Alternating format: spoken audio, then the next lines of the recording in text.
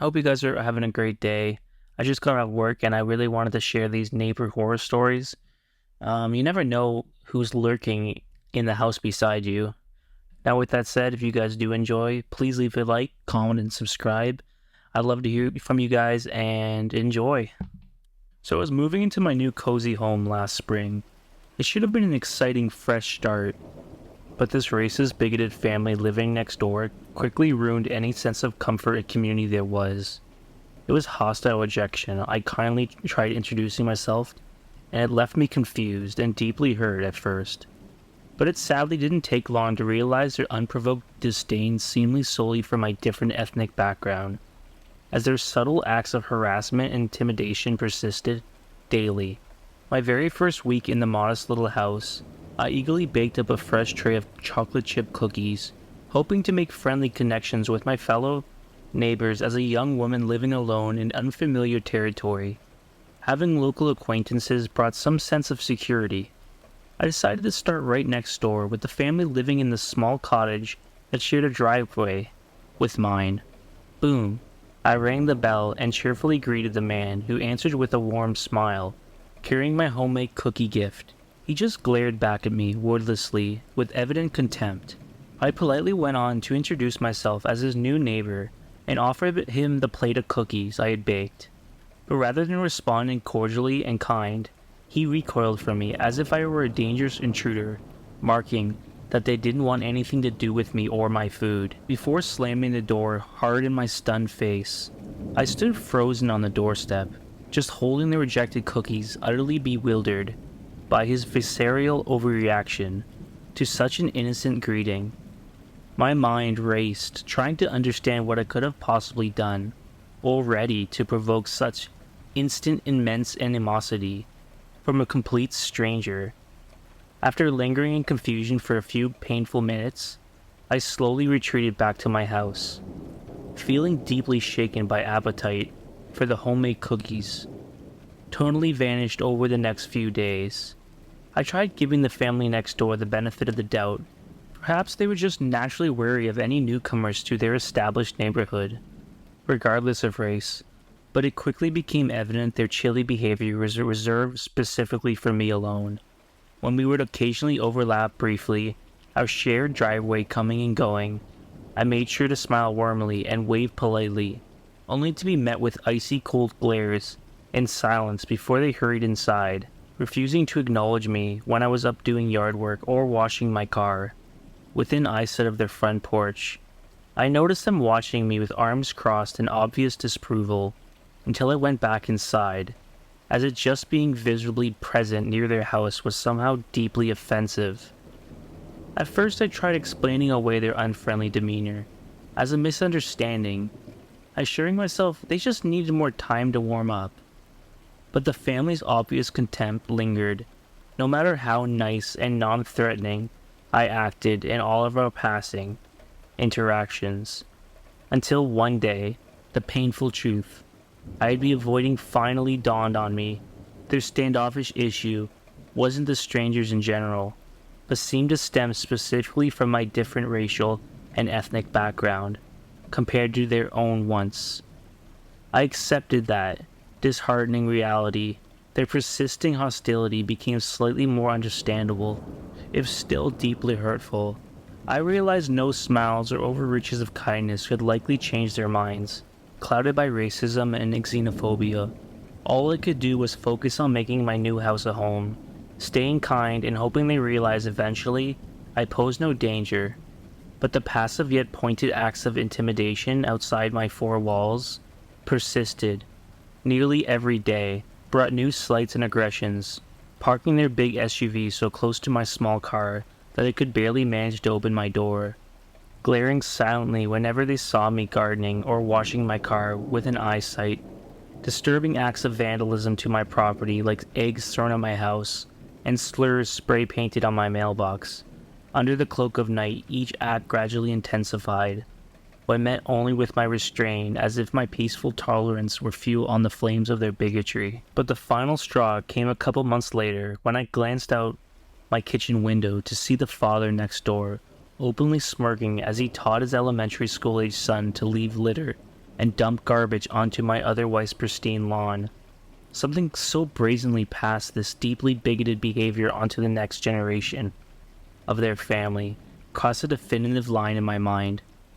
I decided in that painful moment that I could no longer just quietly endure constant harassment from hostile neighbors, determined to make me feel excluded and tormented, solely because of my ethnic background. But violence or retaliation was certainly not the solution I would resort to, so instead I installed security cameras, conspicuously angled to record any activity on their front yard, with a shared driveway space, to finally upherd proof of harassment, if needed. Interestingly, once the cameras were clearly visible, the family's acts of aggression on my property noticeably dwindled almost overnight. My hunch was that they hated the idea of being held publicly accountable, now with video evidence, documenting their harassment. For the first time, I hoped their son would ask his parents why their mean pranks suddenly had to stop, and may begin questioning the racism and prejudice they were so proudly grooming him to embrace. Time would tell with courage persistence.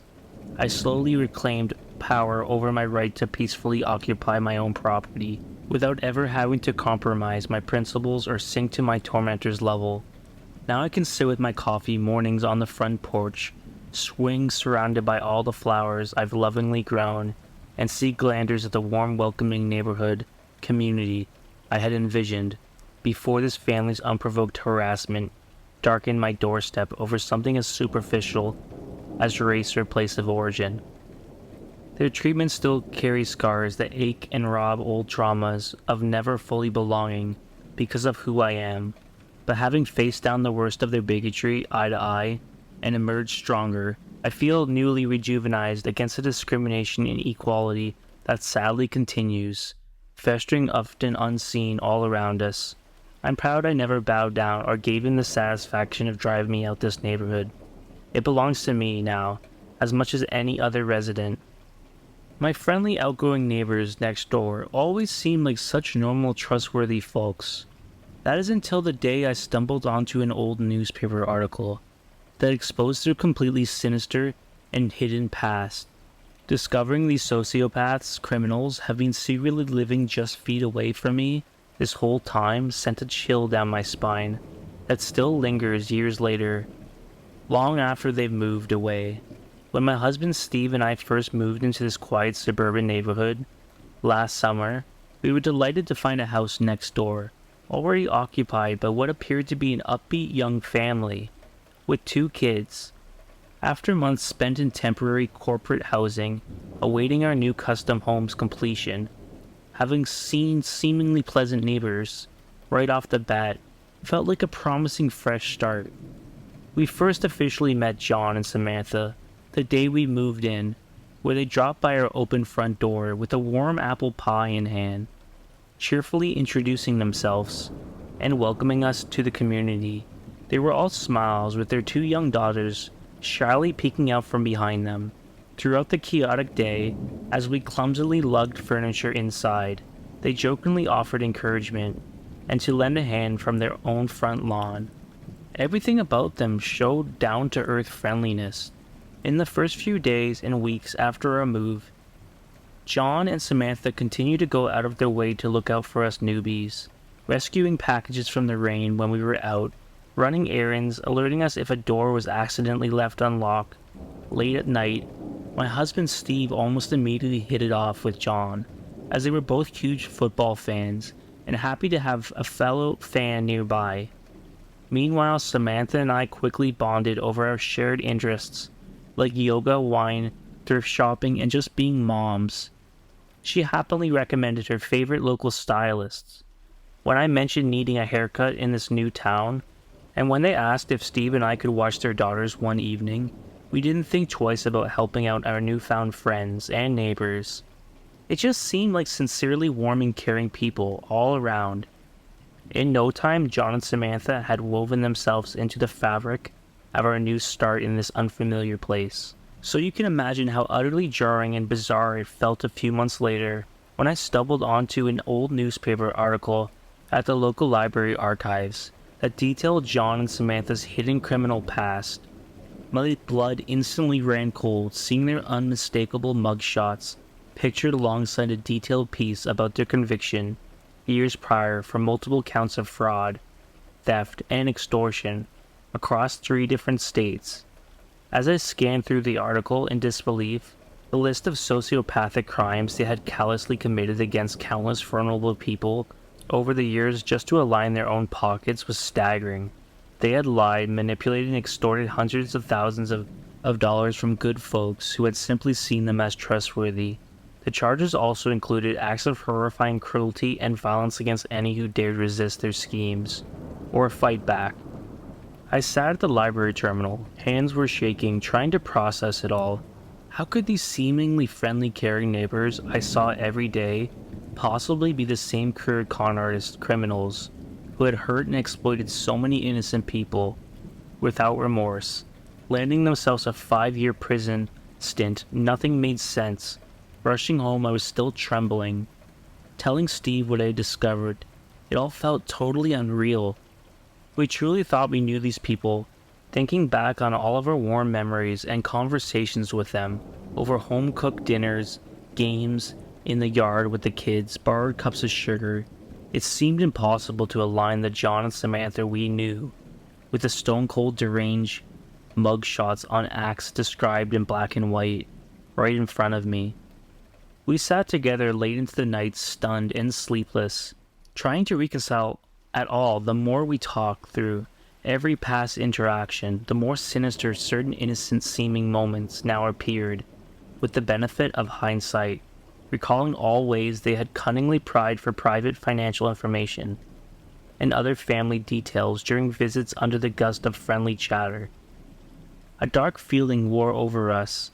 Their offer recently of a too-good-to-be-true investment opportunity from a close friend also took on a much more disturbing predatory tone.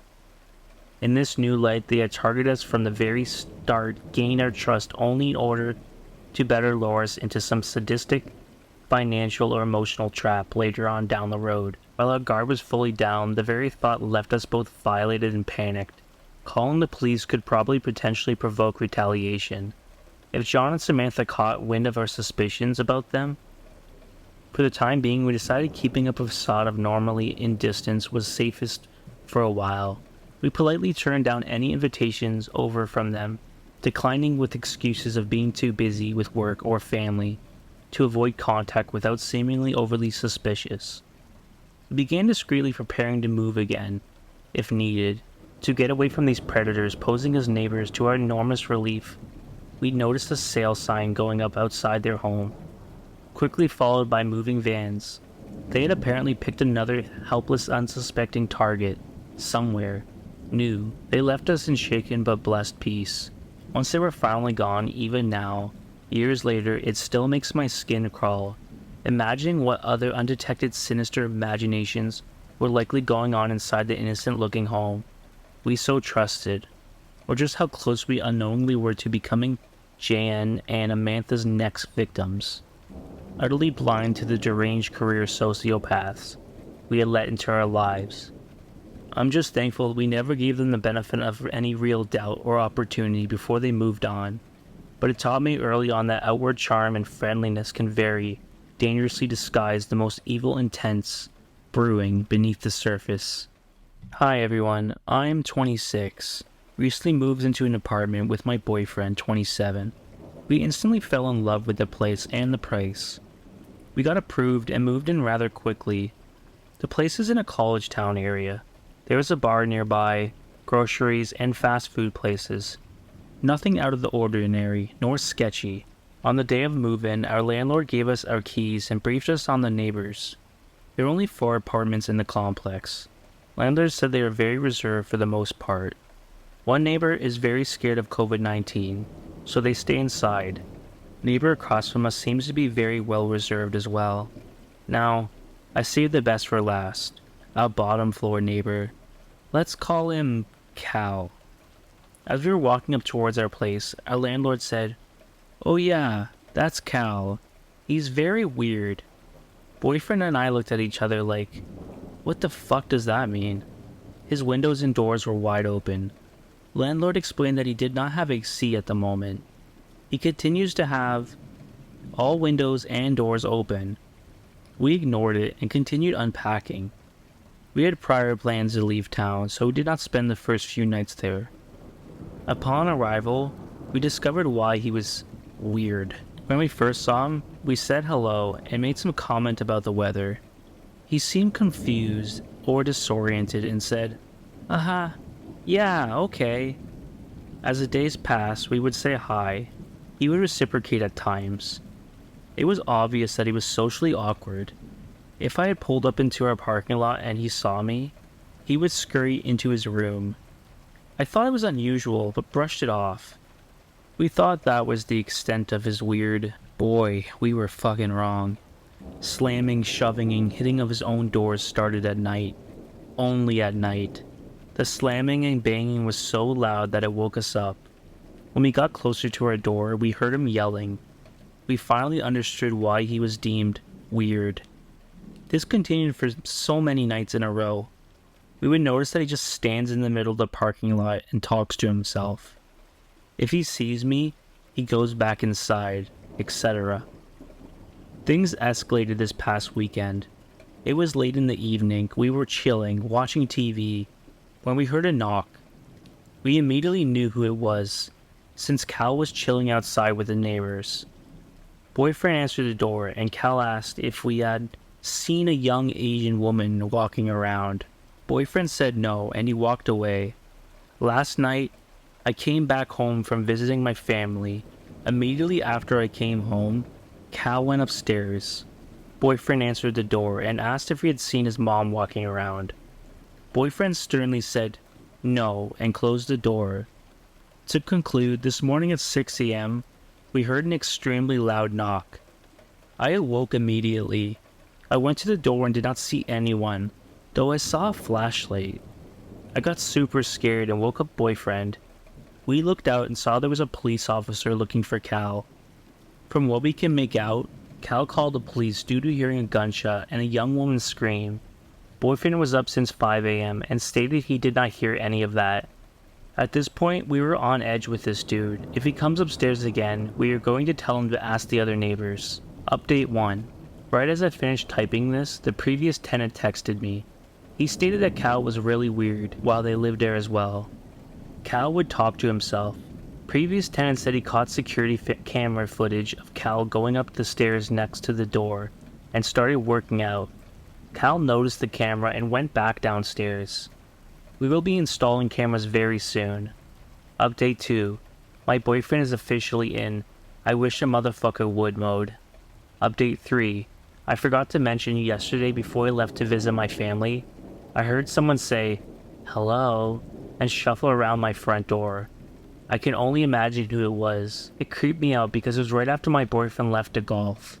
Also, a boyfriend told me that he heard Cal go up the stairs after the police left at 6 a.m. Boyfriend works early hours from home and say, "Hello," trying to get someone's attention. I mentioned this in the comments, but I plan to call the non-emergency police line in the event he continues to be erratic towards myself or us. I really hope it does not get to that point. Edit 4. Yes, I know this man is mentally ill. However, it does not negate the fact that he purposely tries to talk to us late hours into the night. Compassion is shown, but boundaries will be set. I wish him the best, but our safety, including his, is prudent. Update. Police were called because we heard him yell and scream for help. Police came out and said they already knew about him. It seems like he's harmless, but we're still keeping our distance for our safety and his. I hope everyone enjoyed those stories, and I love hearing back from you guys. So if you guys do have a story you want me to narrate, please do. And have a great rest of the day, and as always, stay depraved.